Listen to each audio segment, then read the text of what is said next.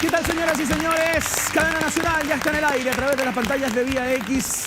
Son todos muy bienvenidos y bienvenidas a este Living Ciudadano de cada noche. A las 23 horas nos encontramos para conversar acerca de lo que nos pasa y lo que nos pasa como país y como planeta de vez en cuando. Pero hoy vamos a poner el foco en Chile para hacernos cargo de un problema que hace algunos años era visto como una catástrofe de futuro, ¿no? Cuando se hablaba de la falta de agua, de que en algún tiempo más, si no la cuidábamos como se debía y no la gestionábamos como se debía, íbamos a tener inconvenientes tanto para la productividad como para el consumo humano, ¿no? Y se veía lejos, por allá lejos, pero está instalado en el hoy. Eso sumado a los problemas climatológicos, atmosféricos que nos tienen en una sequía bastante importante, la verdad que el cuadro que se conforma es tremendamente complicado. Ya hay algunos ministros de Estado, los del ramo, que hablan de que en un periodo bastante breve, de aquí a pocos meses más quizás, podría haber racionamiento de agua en la zona central, muchas regiones de nuestro país en emergencia agrícola. Queremos conversar con tres invitados de hoy que desde distintos ámbitos de competencia están ligados a la tragedia del agua en Chile. Nos vamos a sentar y los presentamos. Bienvenidos, aquí comienza Cadena Nacional. Fuerte el aplauso. Voy a partir en orden, no de importancia, sino en el lugar en el que se encuentran sentados. No vamos a establecer diferencias acá. Rodrigo Mundaca, ingeniero agrónomo, activista por los derechos del agua, por la gestión del agua, vocero de Moda Tima, premiado en el extranjero también por su trabajo concienzudo y persistente para instalar el agua como un bien de uso público, un derecho humano básico. Roberto Rondanelli, meteorólogo, que bueno, me encantan los meteorólogos, no sé por qué, me encantan. Meteorólogo, académico del Departamento de Geofísica de la Chile. Bienvenido, Roberto, muchas gracias por estar acá. Entiendo que estás a cargo de un centro en particular del cual ya podemos hablar también. No estoy a cargo, pero pertenezco. Pero pertenece a ese centro. Y un viejo amigo de la casa también, el director de Greenpeace Chile, el psicólogo Matías Azun, muchas gracias por estar acá. Muchas gracias a ustedes por invitarme. Muy bienvenidos los tres. Gracias. A ver, es un tema que tiene muchas entradas, pocas salidas al parecer, al día de hoy. Vamos a discutir acerca de ellas, ¿no? Pero me gustaría quizás a modo de contexto, para entregar un poco de contexto sobre esto que describía someramente en la presentación, que hiciéramos una suerte de balance, ¿no? Quizás partir contigo, Roberto. Suenan mucho y brillan mucho los números con respecto a la sequía en la zona central, 76% menos de agua, pero esto es un problema que abarca al país completo, ¿no? ¿Cómo podemos poner esto en canchas de fútbol, digamos, para que sea lo más gráfico posible? ¿Qué estamos enfrentando hoy como país? Bueno, en particular el periodo que va desde el año 2010 hasta el 2019 o 2020 incluso si lo consideramos, es el periodo de 10 años o de 11 años más seco en el registro histórico de Chile, ya hasta el momento. Y el año 2019 en particular es el tercer año más seco del registro completo, ¿ya? En la zona central de Chile, que digamos entre la región de Coquimbo y el norte de la región del Biobío, incluyendo la región del Biobío, que es donde vive el 70% de la gente en el país. Claro. Así que llevamos una sequía muy persistente, con un año particularmente seco, y entre medio una serie de fenómenos meteorológicos, atmosféricos que propician, por ejemplo, incendios forestales, claro, etcétera. Pero es una crisis grande. Ahora, cuando uno se remonta a la historia y va y trata de buscar algo parecido para atrás, ¿ya? La única cosa parecida es una sequía que ocurrió el año 1770 a 1783. ¿Ya? Ah, ya, para allá hay que irse. Hay que irse como 200 años para atrás. Y esa sequía obviamente no habían pluviómetros, no habían mediciones, sino que más bien las crónicas indican que ese fue un periodo muy seco que terminó en el año 1783 con un tremendo aluvión, ¿ya? Que se salió el Mapocho, así, estuvo todo inundado el año 1783. Pero duró 13 años y fue terrible. Estamos poniendo el foco hoy día en lo que pasa en Australia, ¿no? Y abro la palabra, digamos, para que todos opinen y conversen, pero al parecer no estamos tan lejos de lo que ocurre allá en Oceanía, ¿no? Digamos, o potencialmente podríamos vivir una situación más o menos similar. Tuvimos una no muy distinta hace 3 años atrás, ¿no? Entonces, el inconveniente se nos viene encima y ya está acá. Es muy complejo y hay que reconocer que, si bien en Australia para colocarlo en dimensiones, ¿no? Sí. Los incendios del Amazonas, por los cuales el mundo entero se alertó, llegaron a consumir más de 6.4 millones de hectáreas, ¿no? Perdón, 2.2 millones de hectáreas. Luego hubo otra secuencia de incendios forestales, entre ellos una secuencia en Siberia, en la zona polar del Ártico, que llegó a 6.4 millones de hectáreas.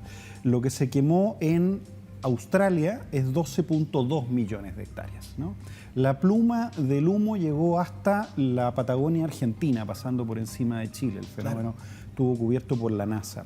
Situaciones como esa tienen efectos brutales sobre el clima y además suponen que el carbono que estaba en esos árboles, en la vegetación, hoy está liberado en la atmósfera y además contamina, por supuesto, pero fundamentalmente deja de operar en el fondo capturando carbono, deja de tener esa función y empieza a liberarse a la atmósfera y por lo tanto es necesario también recalibrar las proyecciones porque a nivel mundial esto está ocurriendo. Por lo tanto, el planeta agrava entonces y se acerca todavía más al acantilado en materia climática, al minuto en el que, bueno, la verdad, vamos derechito para allá, yo creo que ya lo pasamos, pero en términos prácticos la situación climática se empieza a agravar todavía más y por lo tanto fenómenos de sequía que por supuesto deterioran la capacidad del suelo de absorber el agua, van aumentando también los eventos climáticos más dolorosos y Chile este año salió del ranking, pero había estado históricamente dentro de los países con mayor frecuencia de eventos vinculados, de catástrofes climáticas, de eventos vinculados al cambio climático,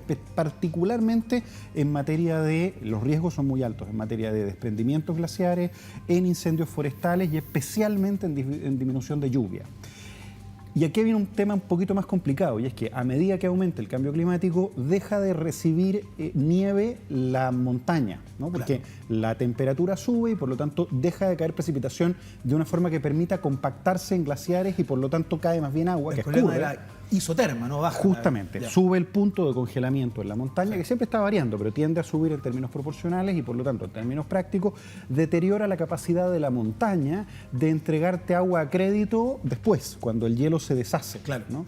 Y al no tener nieve, eso significa en la práctica que el agua que estamos viendo correr por los ríos, de la poquita precipitación que logró llegar a esa zona, en realidad lo que estamos viendo es de la cuenta de crédito de los glaciares. A ver, Rodrigo Mundaca, si a eso sumamos la manera en cómo gestionamos y la institucionalidad que tiene el agua en nuestro país, para ponerlo en términos concretos y llevarlo al territorio, ¿no? La verdad que es un descalabro completo, ¿no? La semana pasada el Senado rechazó la reforma constitucional para definir al agua como bien nacional de uso público, generando una tremenda polémica, una gran discusión con respecto a los derechos de agua que algunos senadores que intervinieron en esa discusión tendrían. Tú estás hace varios años ya, a través de la entidad que dirige, o de la cual eres vocero, digamos, batallando y peleando como activista por esto, ¿no? ¿Qué te pareció lo que ocurrió en el Senado la semana pasada cuando algunas personas planteaban que en Chile ya está consagrado el agua como un bien nacional de uso público? Mira, un par de cosas generales de contexto a propósito que planteaban mis colegas. Sí. Sin duda que hoy día el cambio climático llegó para quedarse y es probablemente una de las mayores preocupaciones a nivel planetario. Tiene un origen y tiene una causa que es el calentamiento global. Claro. Y el calentamiento global tiene que ver fundamentalmente con el aumento de la temperatura a nivel de la atmósfera, a nivel del océano, y es lo que está provocando desastres de esta envergadura, ¿no? Incendios, sequías prolongadas, etc. A propósito del tema de la sequía, nosotros lo que hemos dicho muchas veces y está instalado, ¿no? Que la sequía, no hay sequía, sino que hay saqueo, porque finalmente hay un consenso mundial de que el calentamiento global, de que el cambio climático en particular, el cambio climático y su causa, el calentamiento global, son profundamente antropogénicos. Es decir, dependen de la actividad depredadora del ser humano en el planeta. Hoy día, cuando no llueve, por ejemplo, no llueve porque hay una fractura metabólica de los ríos en el país. Hoy día de 101 cuencas, el 80% de las cuencas se encuentran sobreotorgadas. Si no hay escurrimiento superficial de agua en los ríos, es muy difícil que el ciclo hidrológico se pueda cumplimentar y por tanto hoy día esa sequía que hay en nuestros territorios es una sequía estructural y que tiene que ver precisamente con un modelo de despojo que existe en nuestros territorios. Dicho esto, habría que decir que evidentemente lo que sucedió hace un par de semanas atrás en el Senado, cuando se presenta una iniciativa de ley para consagrar el acceso al agua como un bien, consagrar el agua como un bien nacional de uso público, la verdad que no nos sorprende en lo absoluto, y no nos sorprende en lo absoluto la votación, donde 12 es igual que 24, se necesitaban 29 votos, se obtuvieron solamente 24. Y los 12 votos que son votos de la derecha más dura hoy día, dan cuenta efectivamente que al interior del Congreso existe una guardia pretoriana que son furibundos partidarios del modelo privado de agua. Dicho esto, habría que señalar también con mucho rigor que de esos 12 parlamentarios que votan en contra de esta iniciativa de legislar en materia de hacer del agua un bien público, cuatro de ellos, Coloma, que es cuñado de Coloma, que es senador, y que además Ignacio Álamo, un conspicuo ladrón de agua en nuestro territorio, es su cuñado. Coloma tiene derechos de aprovechamiento de agua en nuestra cuenca, en la cuenca del Ligua, en la comuna de Cabildo. Tiene 9,1 litros por segundo su esposa, que forma parte de una sociedad agrícola en el territorio. Tiene a Coloma, tiene a García Huidoro, que tiene derechos de aprovechamiento de agua en O'Higgins. Tiene al inefable Osandón. Sí, acá está el titular, lo vamos a ver en pantalla porque esto apareció, fue público. Al inefable Osandón, que dice estar de acuerdo con un cambio constitucional, pero tiene derechos de aprovechamiento de agua en el Maipo. Que alimenta el 80%, 88% de la Pero además también tenía al senador Castro, que tiene derechos de aprovechamiento en la región del Maule. Es decir, de 12 parlamentarios que votan en contra de la idea de legislar, 4 de ellos tienen derechos de aprovechamiento de aguas. Por tanto, ahí hay un conflicto de intereses que es bastante vergonzoso. Incluso se intentó anular esa votación, sin embargo no estuvieron los votos ni la decisión para anular la votación. Por tanto, hoy día este maridaje que existe entre un porcentaje importante de la casta política y el negocio de las aguas tiene el relato que hoy día existe. Son responsables de este relato.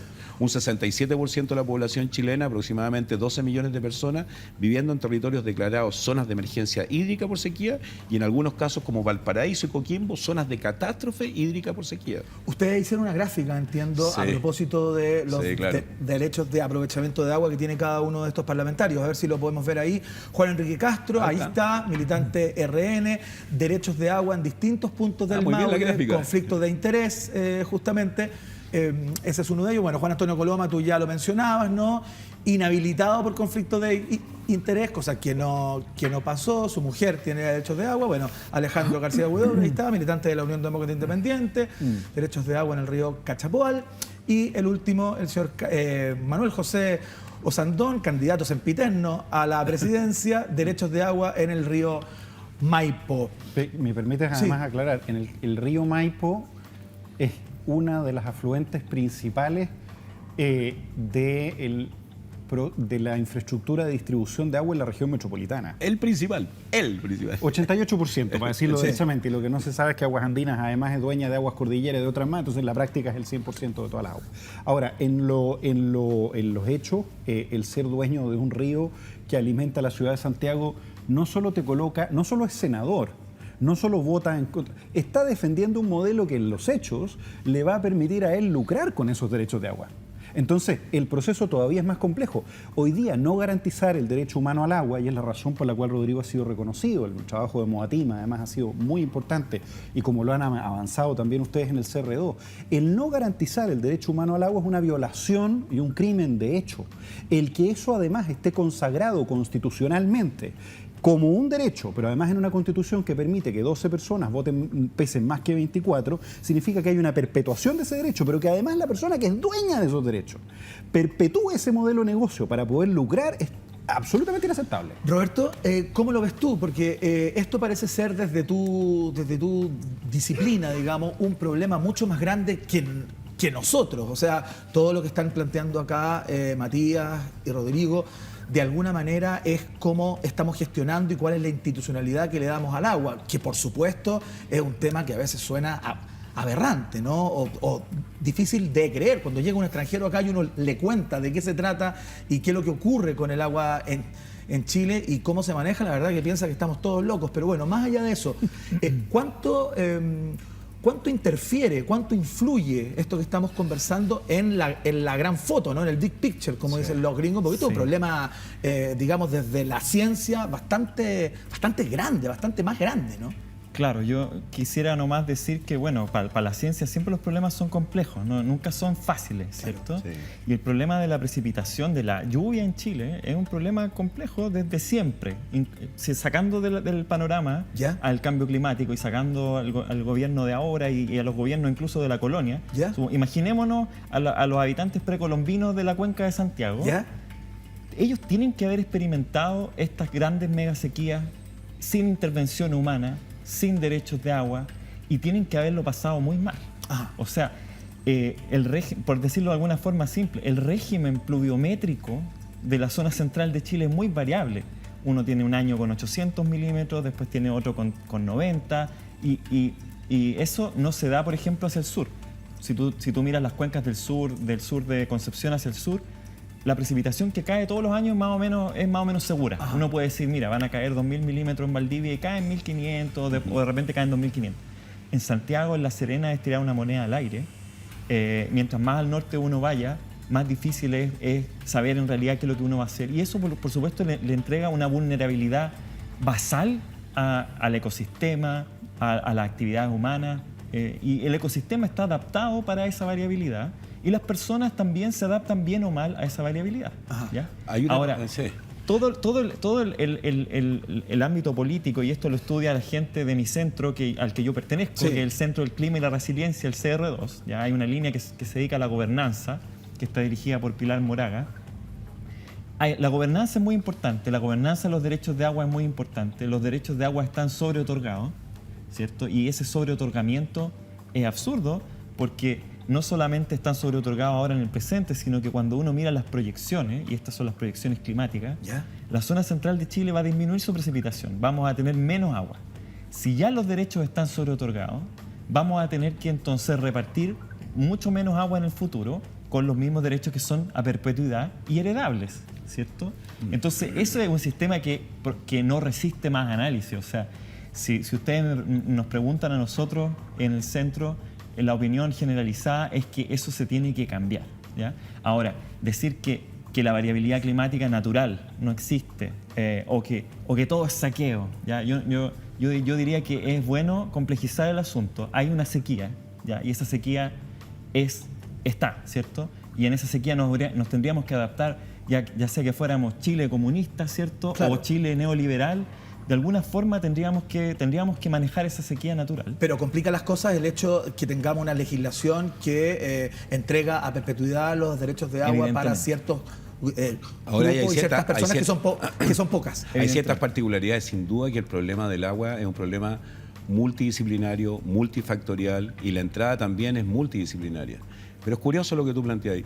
Piensa lo siguiente: el Estado de Chile en los últimos 5 años se ha gastado 150.000 millones de pesos comprando agua dulce y arrendando camiones aljibe. Lo dijo la Fundación Amulén, un texto, un libro, un trabajo que se llama Pobres de Agua, que fue publicado en junio del año 2019 y ahora tiene una precuela, una continuidad. Recientemente salió hace un mes atrás. Ajá. ¿Qué dice ese informe? Dice que el Estado de Chile se gastó 150.000 millones de pesos en los últimos 5 años comprando agua dulce y arrendando camiones de aljibe. Y, curioso, en la región donde más dinero se ha gastado, en este orden decreciente, la región de la Araucanía, la región del Biobío, la región del Maule y la región de Valparaíso. En la Araucanía caen 1.500, 2.000 milímetros de agua, Sí, claro. y la gente no tiene agua. Entonces, ¿cuál es la explicación por qué no tienen agua? Porque efectivamente hay que buscar el origen, la causa. En la región de la Araucanía, el 73% de todo lo cultivado son pinos y eucaliptos, que en régimen de riego y en régimen de corta, de 12 para 14 años, requieren en promedio entre 400 y 600 litros de agua por árbol.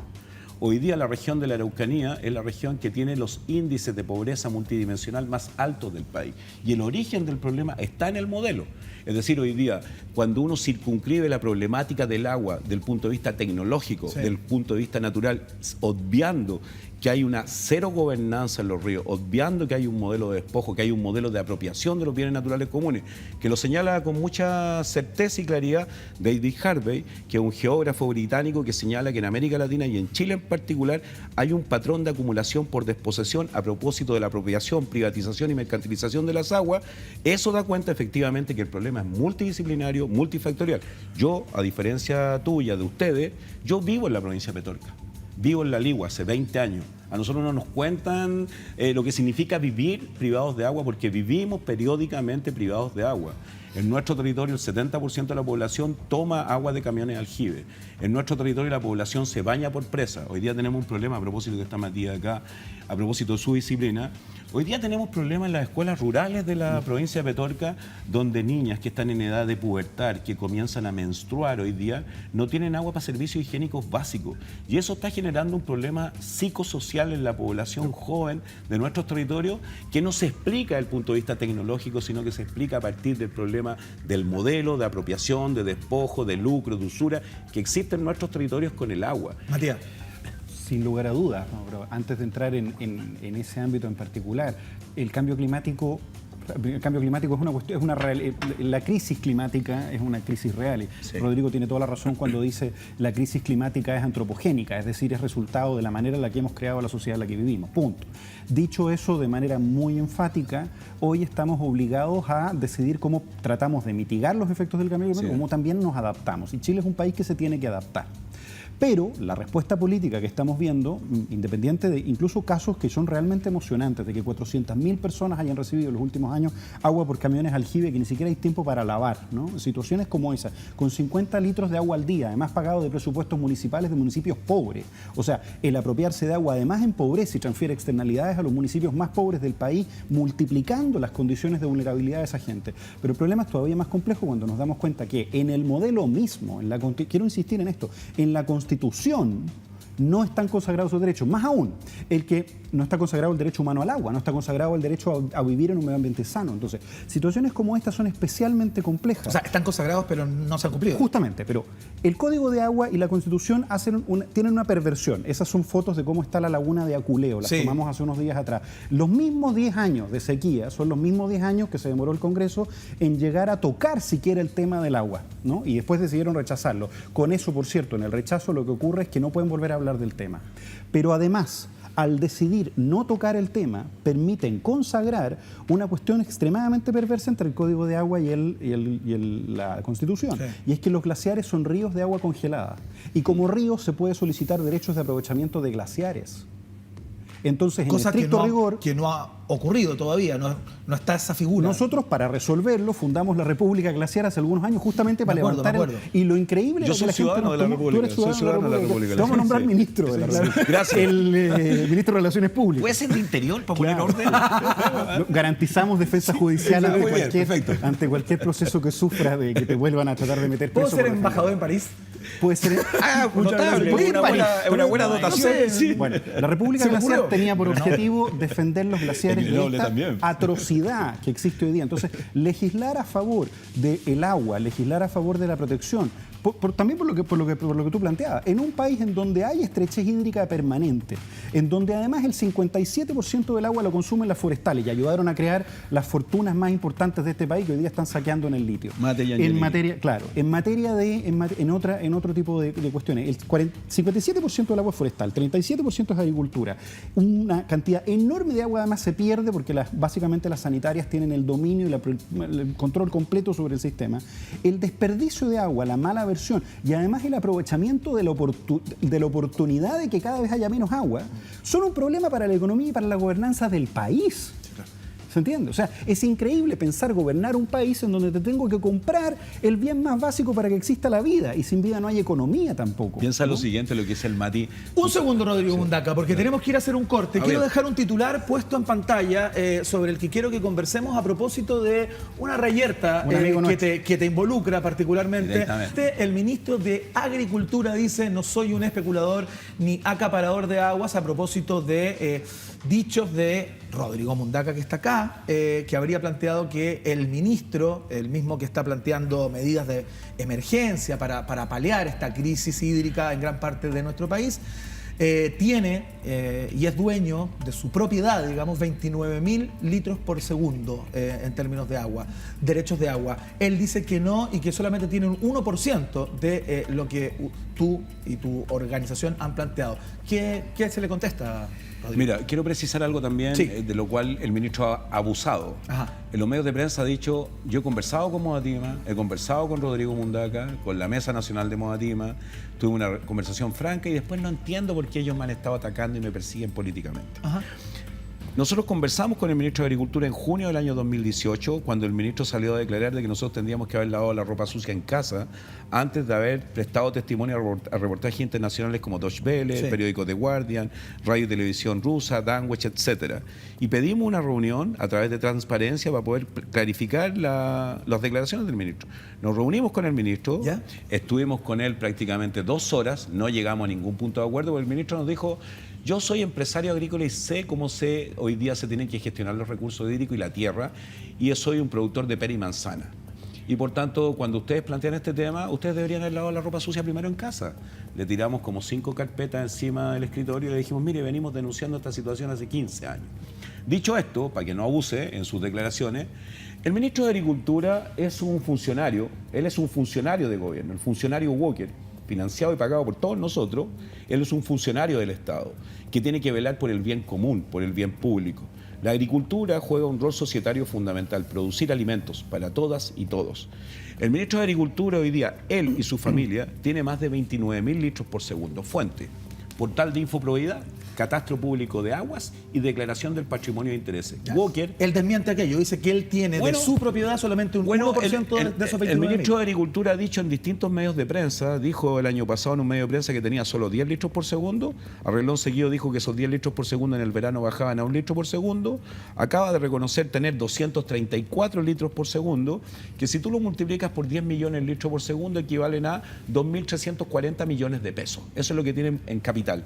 Eso no lo declaró. Ahora la pregunta que cabe hoy día, ¿es posible que el ministro de Agricultura, el funcionario Walker, hoy día, él y su familia tengan 29.233 litros por segundo, intervenga en el debate público enviando carta a los medios de COPESA exigiendo certeza jurídica de que la propiedad privada del agua no se puede tocar? ¿Es posible que el ministro de Agricultura lidere misiones comerciales a China para aperturar el mercado de las pomáceas, peras y manzanas, y también cerezas en el mercado chino, en circunstancias que él en la séptima región es un conspicuo productor de peras, manzanas y cerezas? En cualquier parte del mundo esto sería un escándalo. El ministro de Agricultura y su familia, los 29.233 litros por segundo, ¿sabes tú? Con pera y manzana. Con pera y manzana, como las mismas que produce el Con pera y ministro. manzana. ¿Tú sabes a cuánto equivale de su... que se explica con pera y manzana. Se explica con pera y manzana. Con pera y manzana. Lo dijo un hidrólogo en una entrevista que dio en el periódico electrónico El Mostrador. El volumen de agua que tiene el ministro de Agricultura equivale al suministro permanente y continuo de 17 millones de personas.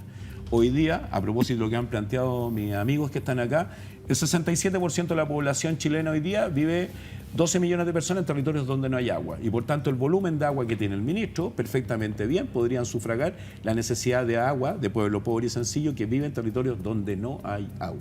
Ahora, cuando él dice, yo no soy un especulador, nosotros no hemos dicho que él sea un especulador. Nosotros hemos dicho que su conflicto de interés es vergonzoso y su conflicto de interés debería significarle salir hoy inmediatamente del gobierno, porque probablemente desde el estallido social en adelante, desde el 18 de octubre en adelante, una de las demandas más sentidas por la población hoy día es recuperar el agua como un bien común y hacer de su acceso un derecho humano.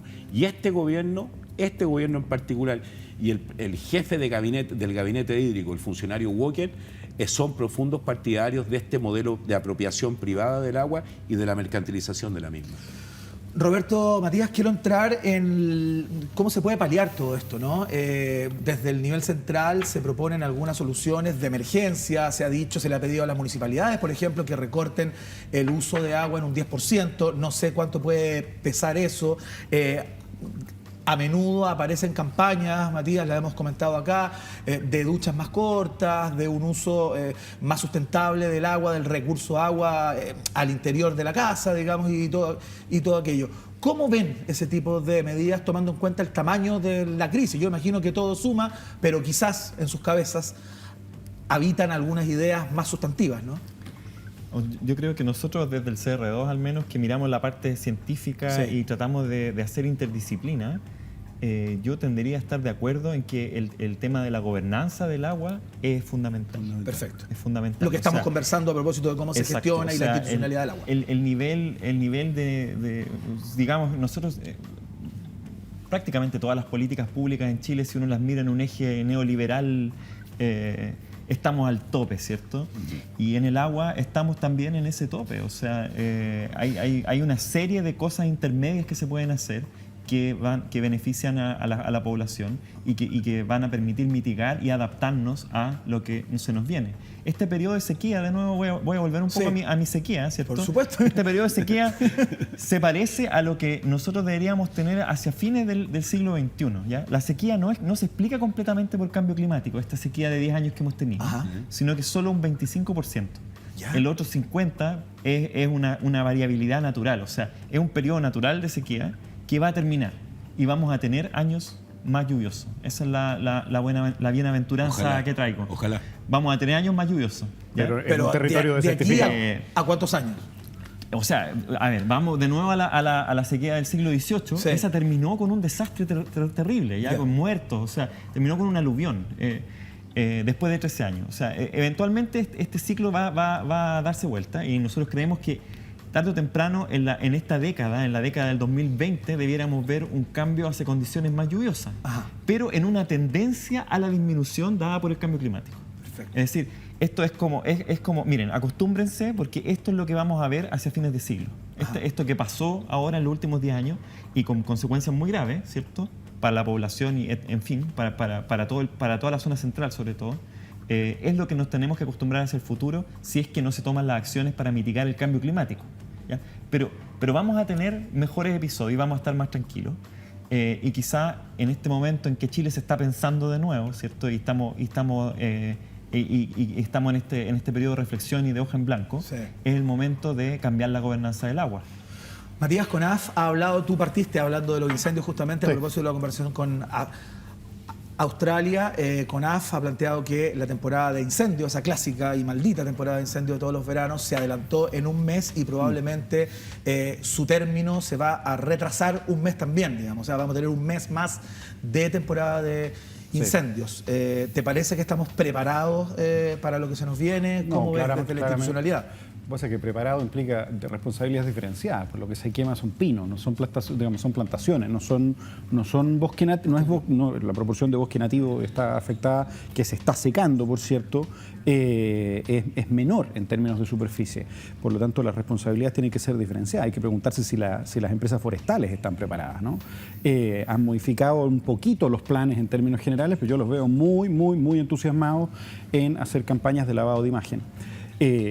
Contratando gente que los hace parecer más verdes, etc.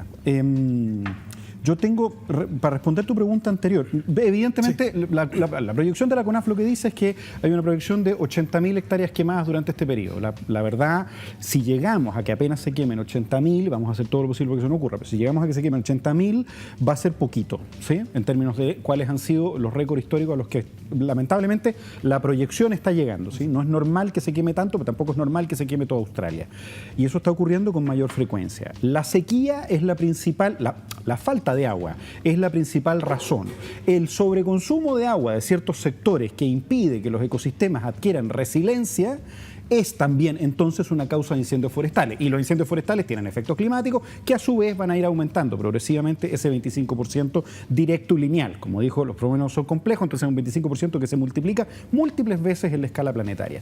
Entonces situaciones como esta se van agravando. Por eso que es tan complicado que tengamos de ministro en Chile a una persona que tiene derechos de agua y que lo reconoció además. Es decir, en lo que dice... Y simplemente, esta es la responsabilidad política que tiene el presidente de la República en esto. Es increíble que el presidente de la República tenga a una persona que reconoce que su negocio depende de ser propietario de derechos de agua. Y que por lo tanto no puede, por una cuestión de sentido común. De sentido común. Lo hablábamos el otro día justamente con gente también del CRO. Lo conversábamos con la ex encargada de Derechos Humanos de Naciones Unidas, ¿no? Mary Robinson, que estuvo con nosotros pudiendo conversar. No podía creer cuando le contábamos cómo funcionan los derechos de agua en Chile y lo denunció cada vez que pudo. Es increíble que el ministro señale que este crimen ambiental, que es apropiarse del agua, se lave en casa. O sea, no entiende de lo que estamos hablando. No es competente para entender que en su función la economía y la vida están en riesgo en la medida en que no nos pongamos de acuerdo para trabajar sobre estos temas. Tú estuviste en conversación con Baltasar Garzón en su visita hace poquitos días. ¿Eso se puede plantear o sí, dije algo que no podía decir? No hay problema, es público, está en todas partes. Sí, claro. El día de ayer fuimos la primera organización, Modatima, ayer. Parte de la Mesa Nacional de Modatima, integrada por Lorena, María Rocco, Raquel, Rodrigo y Camilo, y quien habla, estuvimos con Baltasar Garzón. Íbamos a una reunión más breve, estuvimos más de una hora, casi una hora y media, y estuvimos hablando precisamente de la violación del derecho humano al agua en Chile. Ahí hay una imagen justamente. Esa imagen. ¿Sí? Bueno, el juez Baltasar Garzón, además de tener el mérito de haber logrado encarcelar durante un tiempo al dictador Pinochet, ha trabajado intensamente en jurisprudencia internacional en materia de decretar el ecocidio como un delito de lesa humanidad. Ecocidio. ¿Qué significa ecocidio? La primera vez que se utiliza esta palabra se utiliza el año 1971 a propósito de la guerra de los yanquis en Vietnam. Y el ecocidio se conceptualiza se conceptualiza como la destrucción ambiental de los territorios, hipotecando la vida de las comunidades. Dicho esto, hoy día cuando uno piensa en esa caracterización y piensa en las zonas de sacrificio, Tocopilla, Mejillones, Huasco, Quintero y Coronel, donde ahí se comete una destrucción ambiental de los territorios hipotecando la vida de las comunidades, sin ninguna duda en Chile hay un ecocidio que tiene que ver particularmente con este patrón, con este modelo de despojo en nuestros territorios. En Coronel hay más de 150 empresas contaminantes, en la Bahía de Quinteros 19 empresas contaminantes, la primera nube tóxica que afectó a los niños de la Greda ocurrió ya hace más de un año y la penúltima, porque siempre va a haber una penúltima, hace un par de meses atrás. Por tanto, estuvimos hablando con mucho rigor con respecto a esta figura jurídica del ecocidio como un delito de lesa humanidad, pero también la expresión factual de Garzón cuando uno le explica lo que estaba señalando Matías, la profundidad del modelo de privatización y mercantilización de las aguas, el conflicto de intereses que hay de parte de este gobierno, la verdad que le parecía completamente inaudito. Y parece completamente inaudito porque además la jurisprudencia internacional se puso de acuerdo con respecto al derecho humano al agua. El 28 de julio del año 2010, en el marco de la Asamblea General de Naciones Unidas, a propósito de una moción del gobierno de Evo Morales, se decretó el acceso al agua y su saneamiento como un derecho humano. Tú sabes que 200 países firmaron ese acuerdo, entre ellos Chile, y lo que firma Chile en el ámbito internacional no lo refrenda en su ámbito interno. Y por tanto, evidentemente hoy día, la violación sistemática del derecho humano al agua. Hoy, en este minuto, aquí en Santiago, en este minuto hay pueblo pobre en nuestro territorio que se está bañando por presa o que está esperando el camión aljibe, porque el camión aljibe hoy día está entregando 50 litros de agua por persona para la semana en camiones municipales, porque el gobierno hoy día a través de las gobernaciones simple y llanamente erradicó los camiones aljibes porque dice el gobierno que está buscando soluciones estructurales. ¿Y cuál es la solución estructural del gobierno? La carretera hídrica, traer agua del Biobío, por ejemplo, al norte, en circunstancias que el propio intendente del Biobío, Yacaman, ha dicho que este es un proyecto inviable ecosistémicamente por el daño que puede provocar en los factores bióticos y abióticos del medio natural de las cuencas del Biobío.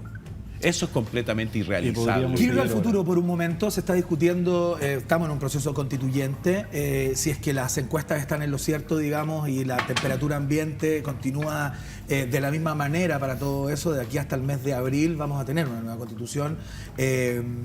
Y me gustaría que cada uno desde su lugar, digamos, puntualizara cuáles son los elementos vinculados a la tragedia medioambiental, a la sequía, a la institucionalidad del agua, que la nueva Constitución de alguna manera debiera consagrar, o si es que ya está consagrada, debiera hacer, digamos, carne y que ese tipo de cosas, lo que ahí se consagra, se cumpla efectivamente. Si quieren establecer penas para las personas que violen ese tipo de cosas, hay libertad absoluta porque estamos especulando acá. Entonces, ¿qué elementos debieran estar consagrados en la nueva Carta Fundamental para paliar de alguna manera este problema que a todas luces nos excede? Lo primero que hay que entender es que lo que necesitamos es una constitución para hacernos resilientes frente al... Además de una constitución que se haga cargo de las pensiones, de la jubilación. Por esa misma razón, porque necesitamos equidad de género, necesitamos paridad, necesitamos que las mujeres ganen lo mismo, necesitamos que la situación sea similar y justa, necesitamos entender las condiciones que son fundamentales para que esa equidad ocurra. Y para que esa equidad ocurra necesitamos más democracia. Entonces, lo primero que necesitamos entender es que necesitamos una constitución para una Patagonia en un escenario de cambio climático. Necesitamos una constitución para los glaciares en un escenario de cambio climático. Necesitamos una constitución para nuestros ríos, para hacerlos de nuevo nuestros. Una de las cosas que no mencionó Rodrigo es que los dueños de los derechos de agua del Maipo son los mismos dueños de la central termoeléctrica que contamina en Quintero Puchuncaví, AESGener, empresa norteamericana protegida por Trump. Entonces, frente a este tipo de cosas es fundamental que recuperemos la dignidad y la soberanía en la Constitución. Y eso se traduce entonces en que la cuestión medioambiental no es un problema sectorial, es un problema transversal en toda la Constitución y por tanto hay que pensarla desde esa lógica. Entonces, cosas que nos gustaría a nosotros, el derecho a vivir en un medio ambiente sano y no en uno que libre de contaminación según lo que dice Codelco, que es contaminación con su fundición. No, uno que diga de verdad, en un medio ambiente que sea sustentable, pero también con más democracia, es decir, en donde efectivamente iniciativas ciudadanas de ley puedan establecerse, en donde además haya contrabalanceo y no sea posible que por la mera voluntad de un presidente que no entiende el país que gobierna, que salió a vender al mundo, que Chile era un país reflejo del éxito económico, que se le explotó en la cara al presidente, todavía lo sigue haciendo. En la medida en que no lo vieron los presidentes, pero esta es segunda vez que es presidente también, igual que Michelle Bachelet, y no lo vieron venir, no entendieron el estallido social, justamente porque no entiende eso, no entienden lo que significa tener un ministro que es propietario de derechos de agua. Entonces, lo voy a insistir hasta el final, tiene que dejar de ser ministro. Roberto. Ya, no sé ¿Cómo se le gana el gallito desde la Constitución o cómo se le combate a este problema que está ya en las nubes y en los océanos? Ya, yo voy a hablar como ciudadano primero y después voy a hablar como científico. Fantástico. Y voy a ponerme, como ciudadano me voy a poner, antes de Matías, para mí lo fundamental es la educación y la educación primaria. Ya no debería ser sorpresa, yo soy académico. Sí, claro. Y esto no es una cuestión que yo diga, tenemos historia, no tenemos hoja en blanco en eso. Andrés Bello, Gabriela Mistral, Pedro Aguirre Cerda. La educación primaria es fundamental y tiene que ser de calidad y tiene que ser gratuita y tiene que estar en la comuna del Bosque, en Puchuncaví, en todas partes tiene que haber una escuela top, una biblioteca pública top. Perfecto. Ya, eso es mi... Y de alguna forma ojalá que los constituyentes lo pongan en la Constitución. Y ahora como científico, los datos. ¿Ya? Los datos son importantes. Por ejemplo, los derechos de agua no se conocen los derechos de agua por cuenca. ¿Ya? No se conocen porque la Dirección General de Aguas, que supone que es la institución que debiera tener todo eso, no lo tiene. ¿Ya? Los derechos de agua han sido entregados de otra forma y no hay un catastro general de los derechos de agua. Entonces Perdón, espérate, ahí hay un jipeo como en la entrega de los títulos. Exacto, entonces tampoco sabemos exactamente cuál es la dimensión del problema de la sobreentrega de los derechos de agua, por ejemplo, pero eso se replica en otras cosas, por ejemplo, temperatura en altura en la montaña. De repente las mineras tienen estaciones de temperatura que nos servirían para mirar el cambio climático y esas estaciones o esos datos no están disponibles al público, ya son privados. A pesar de que hay una ley del año 1972 que dice que la Dirección Meteorológica tiene que recibir todos los datos meteorológicos y todos los datos climáticos que se generan por particulares o por el público. Perfecto. ¿Ya? Y esa ley no tiene un decreto y por lo tanto no se ejecuta. Ajá. Entonces los científicos necesitamos datos, necesitamos que haya muchos datos climáticos y eso también es una labor del Estado en estos datos estratégicos. No podemos esperar que los privados lo vayan a hacer por el Estado. Rodrigo Mundaca, te queremos escuchar. ¿Qué tiene que consagrar la Constitución en materia de derechos de aprovechamiento de agua, por ejemplo? Hay algunos parlamentarios que sostenían para votar en contra de la reforma constitucional que eso ya está consagrado. Yo solamente, nacional de uso público. Solamente un aporte. ¿Tú sabes cuándo se hizo el último balance hídrico en Chile? El año 1987. Sí. El último balance hídrico. Pero nosotros hicimos Ahora, evidentemente, hoy día no se sabe el agua que se ha entregado en la modalidad de consultivos, de no consultivos, porque finalmente una vez que el Estado entrega el derecho a aprovechamiento de agua gratuito y perpetuo, este se rige por el Código de la Oferta y la Demanda, el Código del Mercado. Hay cuencas como la del Copiapó que está sobreotorgado 8 veces. Nuestras cuencas, el Ligua y Petor, que el trabajo hecho por nosotros, están sobreotorgados 5 veces. Dicho eso, habría que decir de que el neoliberalismo y la democracia son incompatibles. El neoliberalismo y la democracia son incompatibles porque el neoliberalismo privatizó toda la esfera de nuestra vida. Privatizó la educación, privatizó la salud, privatizó el acceso a una vivienda digna, privatizó los bienes naturales comunes, el agua y la tierra. Nosotros lo hemos dicho, creo que te lo dijimos el otro día también.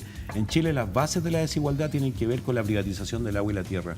En el origen de la fortuna de Luxic, en el origen de la fortuna de Mate, en el origen de la fortuna de Angelini, en el origen de la fortuna de Piñera está la apropiación del agua y la tierra. De Ponce. Y en el origen de la fortuna de Ponce, Ponce Lerut, etc. Nosotros hemos dicho que esta constitución tiene que ser una constitución escrita desde una hoja en blanco profundamente ecológica, profundamente ambiental, porque hoy día el derecho humano al agua es un derecho humano de primera generación, no de cuarta y de quinta, y la condición sine qua non para el cumplimiento de todos los demás derechos.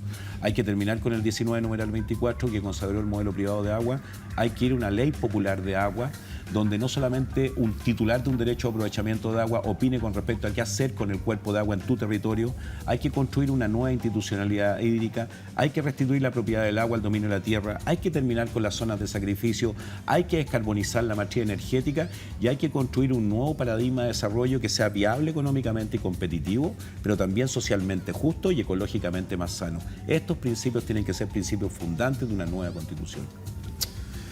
Bueno, vamos a ver qué es lo que ocurre con todo esto. Hay algunas ideas que se han desprendido acá. Nuestros constituyentes acá, espontáneos, entregaron sus percepciones. ¿Les gustaría ser constituyente? A mí no.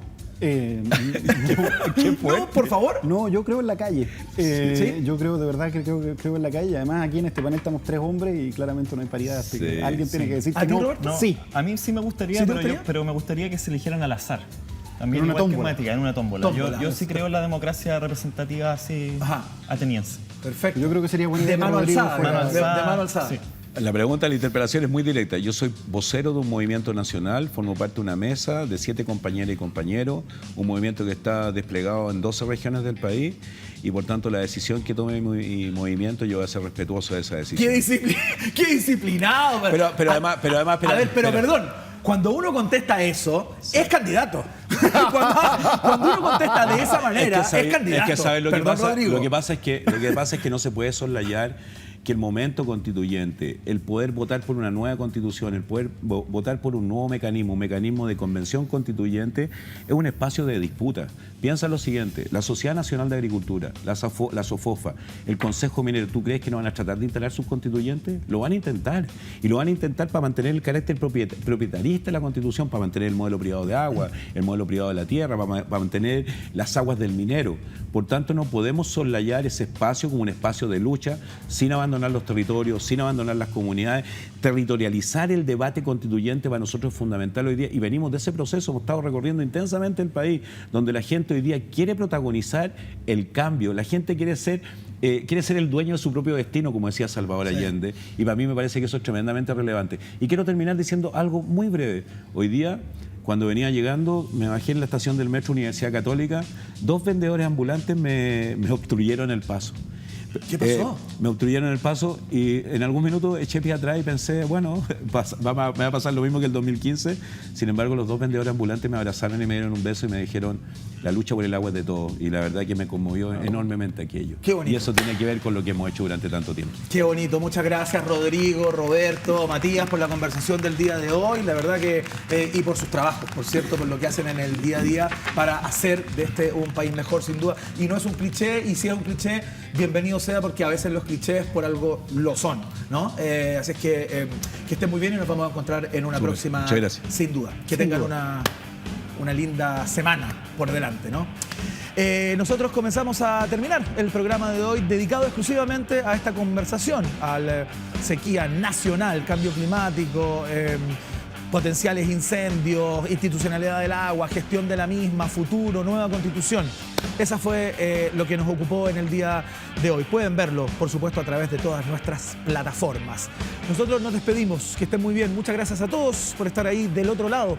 Hasta la otra. Mañana, por supuesto, a las 23 hacemos más Cadena Nacional. Chao.